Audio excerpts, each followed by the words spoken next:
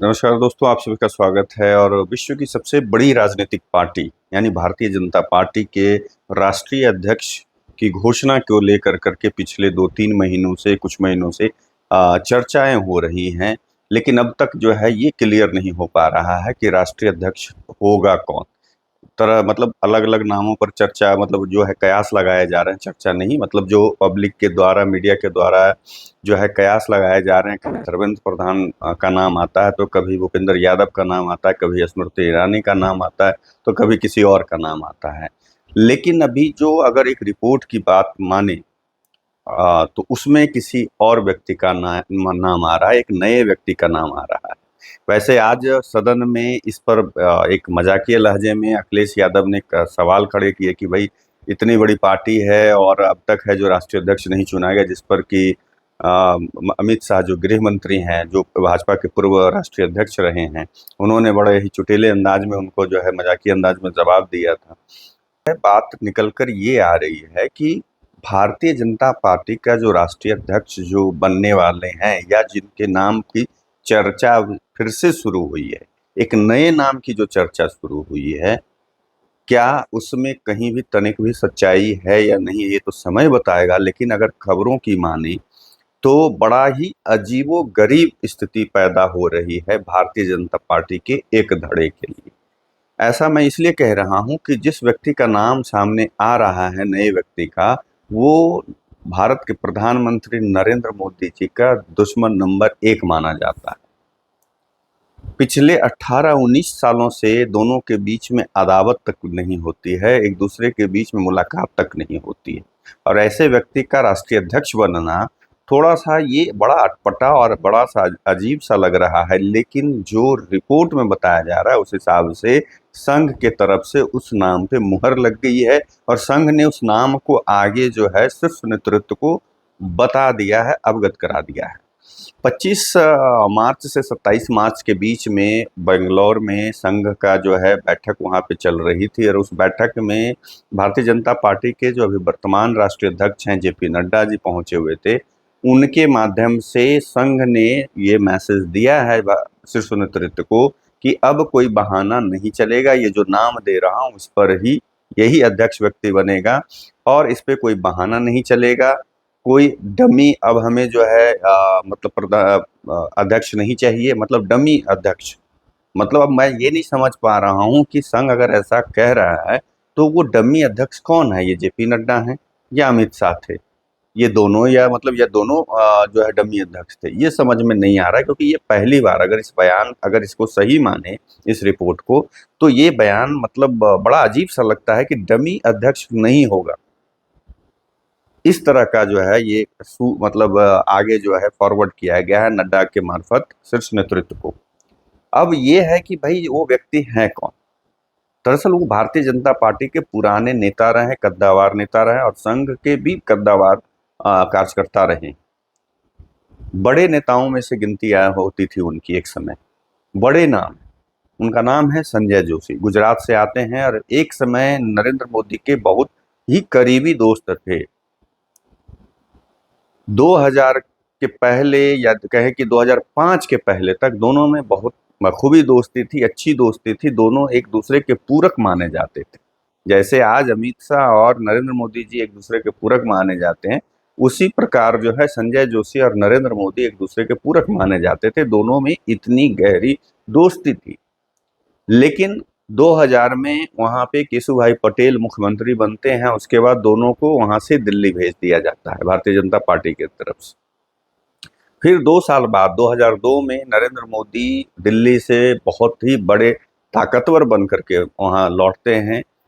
वो वहाँ के मुख्यमंत्री बनते हैं और मुख्यमंत्री के पद पर जब काबिज होते हैं उसके बाद लगातार वो मुख्यमंत्री के पद पर 2013 तक काबिज रहते हैं, मतलब प्रधानमंत्री बनने के पहले तक वो काबिज रहते हैं।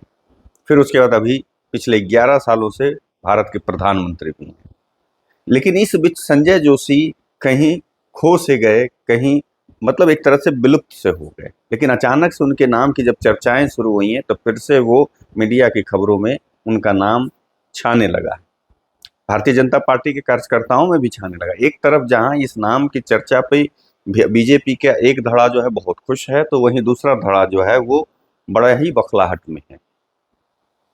दरअसल दोनों के बीच में जो दूरियां बनी वो 2005 के एक सीडी प्रकरण के वजह से दोनों के बीच में दूरी बनी थी, नरेंद्र मोदी जी और संजय जोशी जी के बीच में।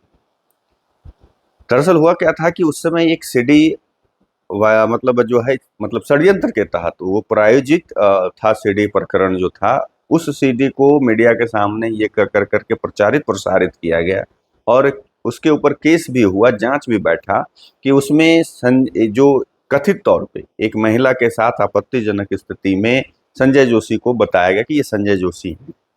उसके बाद उनको पार्टी से निष्कासित कर दिया गया। फिर उसके बाद केस चला, जांच होती है और जांच में संजय जोशी को क्लीन चिट मिलता है और वो षड्यंत्र ही साबित होता है, क्योंकि वो षड्यंत्र ही था। लेकिन उसके बाद जो है संजय जोशी के समर्थकों का और संजय जोशी का मानना था कि ये नरेंद्र मोदी के समर्थकों का और नरेंद्र मोदी का इसमें हाथ। अब सच्चाई इसमें क्या थी नहीं थी वो तो मतलब उन लोग ही जाने, या जो भाई उस समय के लोग उस समय पार्टी में थे या इस प्रकरण से जुड़े हुए लोग थे उन लोगों को ही पता होगा, लेकिन सच्चाई क्या है ये मालूम नहीं। लेकिन उसके बाद से दोनों में तनाव पैदा हो गया और उसके बाद एक दूसरे के कट्टर दुश्मन हो गए।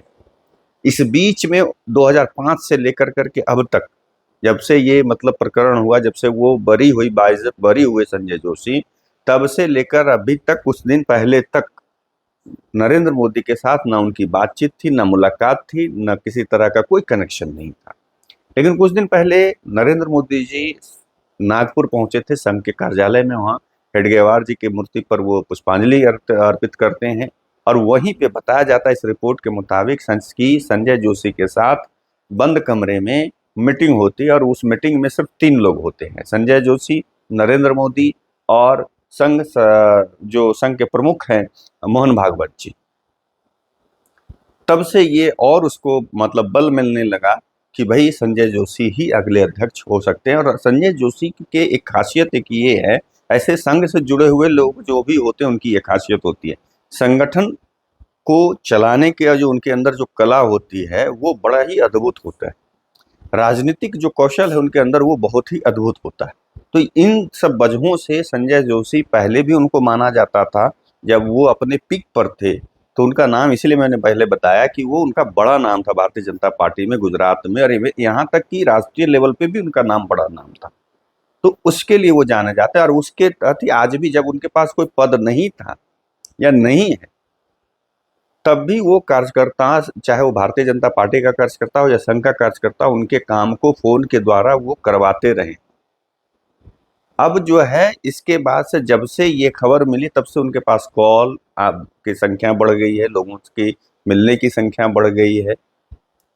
और एक बात और आती है कि जब इस बीच में, जैसे मैं बीच में वो आप लोगों से मिस कर गया शेयर करना, मैं शेयर करना चाहता हूँ कि रिपोर्ट में ये बताया गया कि भाई उस समय संजय जोशी का मतलब जो है पार्टी में जो दोबारा एंट्री होती है, जब बाइज्जत बरी होते हैं और वो षड्यंत्र साबित होता है, तो उनका विरोध किया जाता है कि उनको भाई पार्टी में वापस फिर से नहीं लिया जाना चाहिए। लेकिन संघ और उस समय के मतलब जो अध्यक्ष थे भारतीय जनता पार्टी के, यानी कि नितिन गडकरी के सामने इन लोगों की एक न चली, जो संजय जोशी के विरोध में थे।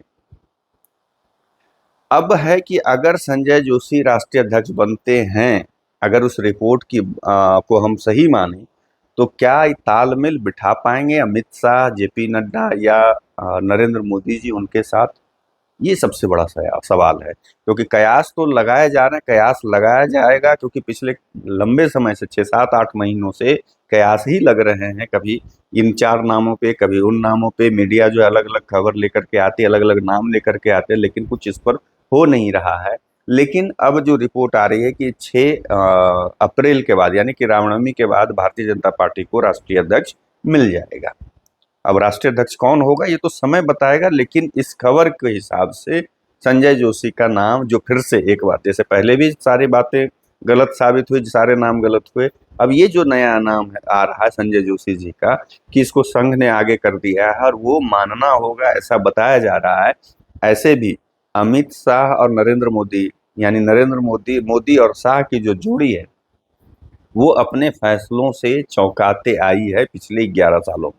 हर वक्त, चाहे वो शासन में हो या पार्टी में हो, अपने फैसलों से मतलब जो है सबको चौंकाते आ रही है। तो इसमें कोई बड़ी बात नहीं हो सकती कि हो सकता है संजय जोशी अध्यक्ष बन जाए। और पता चला कि फिर से एक राष्ट्र मतलब वहां पे जो है गुजरात का व्यक्ति बैठा हुआ है उसके राष्ट्रीय अध्यक्ष के पद पे।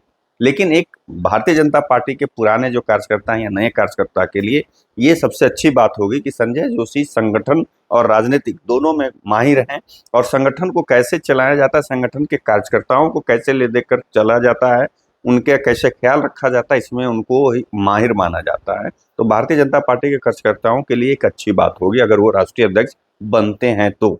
अब सिर्फ समय का इंतजार है कि दोनों मतलब कितने दिनों बाद भारतीय जनता पार्टी राष्ट्रीय अध्यक्ष की घोषणा करती है और कौन राष्ट्रीय अध्यक्ष होगा। लेकिन अभी जो अभी तक नया जो खबर है, नया जो रिपोर्ट है, संघ के बैठक के बाद, मोदी जी के संघ कार्यालय के जाने के बाद संजय जोशी का नाम सबसे आगे चल रहा है, ऐसा बताया जा रहा है। और यही बात हो गई कि अगर ये बनते हैं तो ये खबर आम होगी, सबके सामने यही छाया मतलब खबर के रूप में अगर ऐसा होता है तो आएगा कि नरेंद्र मोदी के बड़े दुश्मन को राष्ट्रीय अध्यक्ष बनाया गया। आप लोगों को क्या लगता है कमेंट करके जरूर बताइए। तब तक के लिए आप लोगों से विदा लेता हूँ, दूसरे वीडियो में मिलूंगा। नमस्कार।